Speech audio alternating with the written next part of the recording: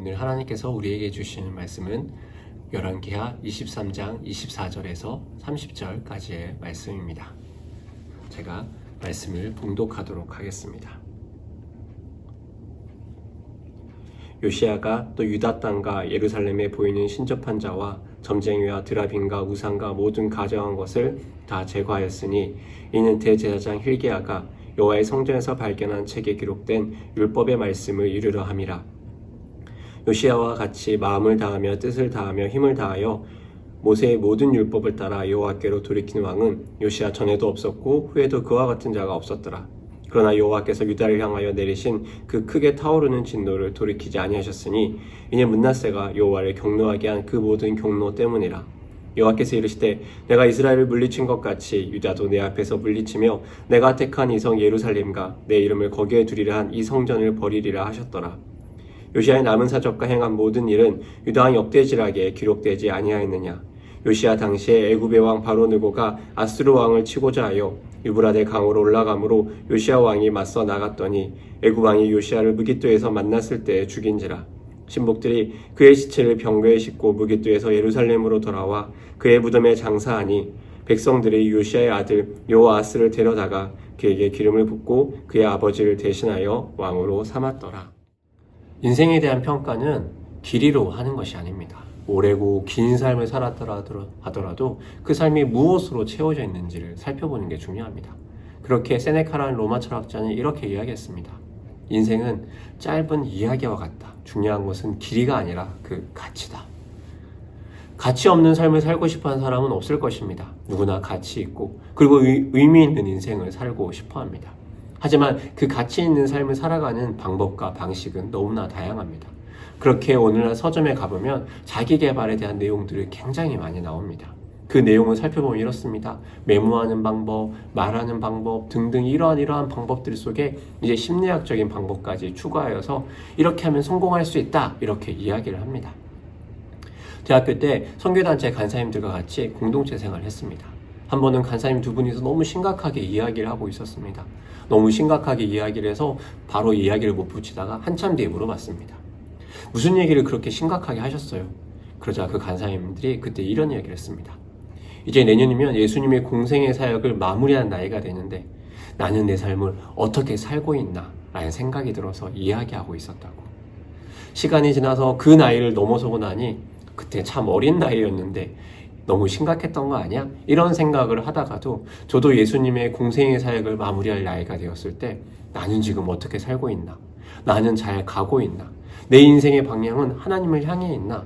예수님은 나를 어떻게 평가하실까? 이런 생각과 고민들이 저에게 몰려왔던 적도 있습니다. 여러분은 여러분의 인생이 어떤 평가를 받기 원하십니까?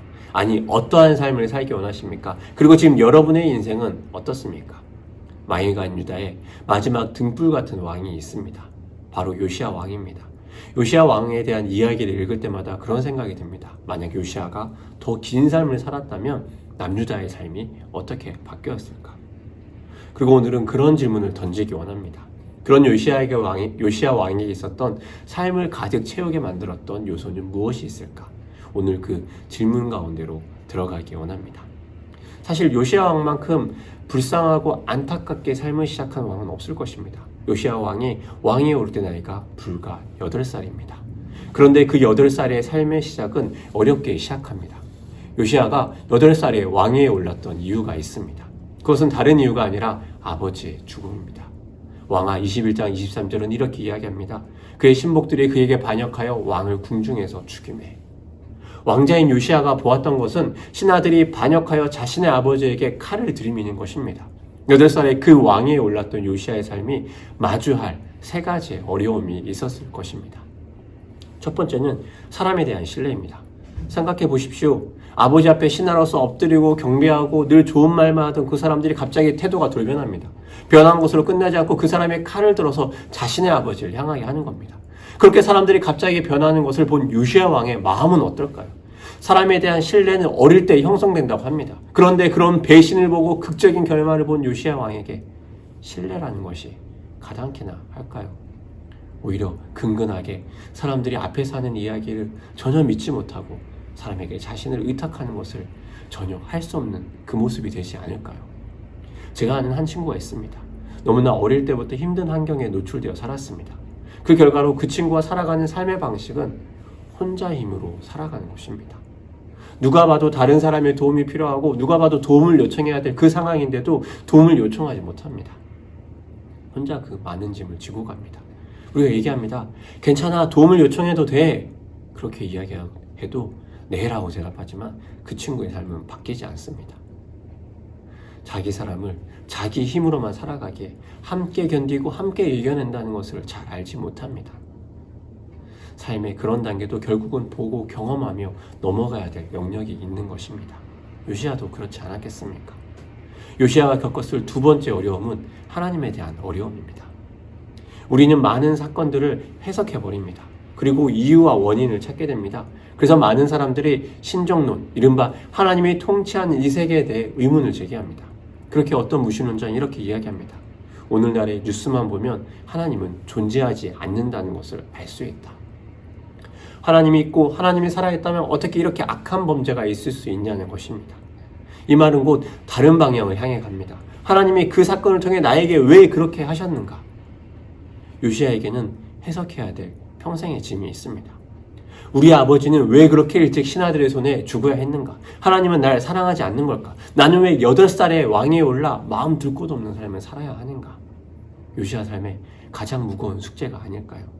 그런 요시야에게 하나님을 향한 삶을 살아가는 게 가능했을까요? 한 친구는 아버지가 신실하신 분이었습니다. 그 친구는 아버지는 교회를 위해 금식 기도를 하다가 몸이 견디지 못하고 결국 소천하셨습니다. 그 친구의 20대의 질문은 이것입니다. 내가 아버지를 데려간 그 하나님을 계속 섬겨야 하나? 그 친구의 고민의 무게와 깊이를 다 이해할 수 없게 뭐라 쉽게 해줄 얘기를 꺼내는 게 쉽지 않았습니다. 요시야의 무게입니다. 세 번째 어려움은 이것입니다. 무기력과 좌절입니다. 근육이 만들어지는 과정을 혹시 여러분 아십니까? 무거운 것을 들고 이런 과정을 반복하다 보면 근육이 찢어지면서 오히려 근육이 더 커지게 됩니다. 그런데 만약 거기에서 감당 못하는 무게를 든다면 어떻게 될까요? 근육이 손상을 입게 되고 근육뿐 아니라 뼈와 인대까지 상하게 되는 것입니다. 즉 감당 못할 어려움을 받게 될 경우 무기력에 빠지고 목적을 잃어버릴 수 있습니다. 이것은 마치 심리적인 총을 맞은 것처럼 모든 열정과 에너지를 벗겨서 그저 사람을 목석으로 만들어버리고 마음속 깊은 곳이 얼어버린 자로 만들어버립니다. 그런데 오늘 요시야의 모습은 어떻습니까? 오늘 본문의 24절의 말씀입니다. 요시야가 또 유다 땅과 예루살렘에 보이는 신접한 자와 점쟁이와 드라빈과 우상과 모든 가정한 것을 다 제거하였으니 이는 대제사장 hilki야가 여호와의 성전에서 발견한 책에 기록된 율법의 말씀을 이루려 함이라. 이 말씀이 여러분 보시기에 어떻습니까? 요시야에게 했던 그 많은 어려움이 오히려 그의 강점으로 바뀐 것이 보입니까? 요시야를 붙들어준 귀한 멘토가 있습니다. 바로 hilki야입니다.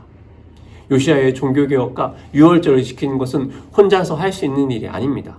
그 일에 마음을 맞추고 그 일에 함께 열심을 내고 함께 그 일에 동력을 제공한 사람이 있습니다. hilki야입니다. 요시야 시대의 대제사장으로 요시야의 아버지 아몬이 만들어 놓았던 악을 행하고 하나님을 떠났던 그 모든 나라의 환경과 어려움 속에서도 hilki야는 요시야를 붙들어냅니다. 왕을 우상에게 넘겨주지 않고 오히려 그 어느 왕보다 대제사장과 협력하여서 하나님 나라를 하나님의 방향으로 살아가도록 남유다를 이끌어냅니다. 요시야의 약점이 오히려 강점이 됩니다. 신접한 자, 점쟁이, 드라비, 무상 모든 가정한 것을 다 제거합니다. 얼마나 훌륭한 일입니까? 그리고 두 번째 어려움을 뛰어넘는 요시야가 보입니다. 바로 하나님입니다. 요시야의 이 모든 행동이 향하는 방향은 어디일까요? 바로 하나님입니다. 25절 상반절을 보면 요시야의 마음이 보입니다. 마음을 다하며 뜻을 다하여 힘을 다하여. 이 얼마나 우리의 소원 같은 말 아닙니까? 마음과 뜻과 힘을 다하여 하나님을 섬기고 사랑하는 거 우리의 평생의 소원 아닙니까? 요시야는 그것을 하며 한 방향으로 나아갑니다. 넘기 어려울 거라 보였던 그 짐을 그냥 겨우 뛰어넘는 것이 아니라 훌쩍 뛰어넘는 것입니다. 그리고 그 방향은 어느 왕도 하기 힘든 모든 것을 다해 하나님을 섬기고 사랑하는 것으로 나아갑니다. 당시에 그 많은 왕들이 힘 있는 왕을 섬기거나 힘 있는 신을 섬기거나 닥치는 대로 잡다한 우상들을 섬겼던 것과 얼마나 대조됩니까? 그리고 요시야의 그 방향성은 세 번째 어려움을 뛰어넘는 것으로 나아갑니다. 무기력의 삶이 아닌 열정의 삶, 힘을 다하는 삶을 삽니다. 이런 요시야에 대한 하나님이 하시는 평가가 있습니다. 25절의 말씀입니다. 요시야와 같이 마음을 다하며 뜻을 다하며 힘을 다하여 모세의 모든 율법을 따라 여호와께로 돌이키는 왕은 요시야 전에도 없었고 후에도 그와 같은 자가 없었더라.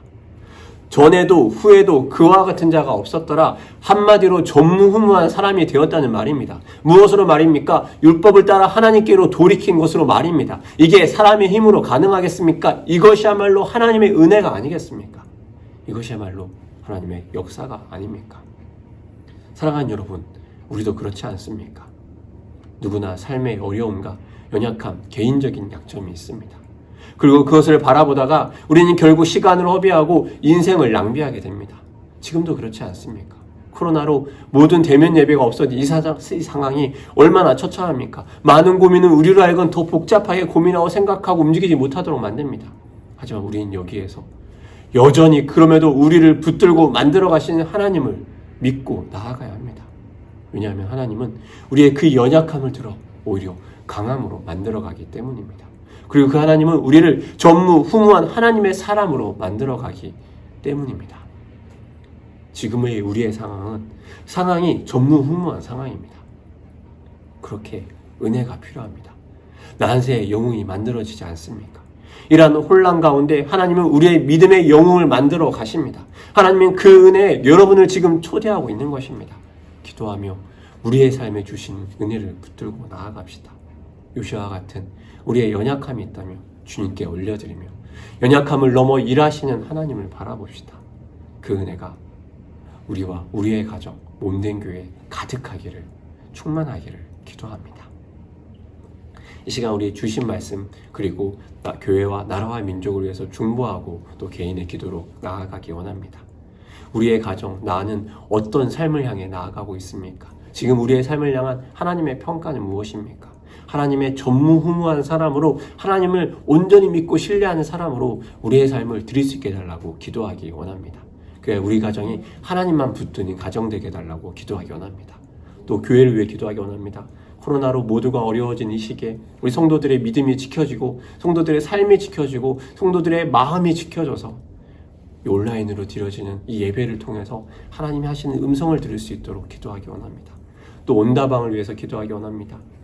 새로운 방법, 온라인으로 함께 다락방하는 그 모습을 가운데 하나님께서 함께하여 주시고 공동체로 부르신 하나님의 그 은혜가 흘러갈 수 있도록 기도하기 원합니다. 마지막으로 나라와 민족을 위해서 서울과 경기도 전국으로 확대되는 이 코로나의 상황 속에서 하나님 붙들어 주시고 도와주시옵소서. 우리 같이 그렇게 말씀을 가지고 또 나라와 민족, 교회를 위해서 함께 중보하고 개인의 기도로 나아가도록 하겠습니다. 함께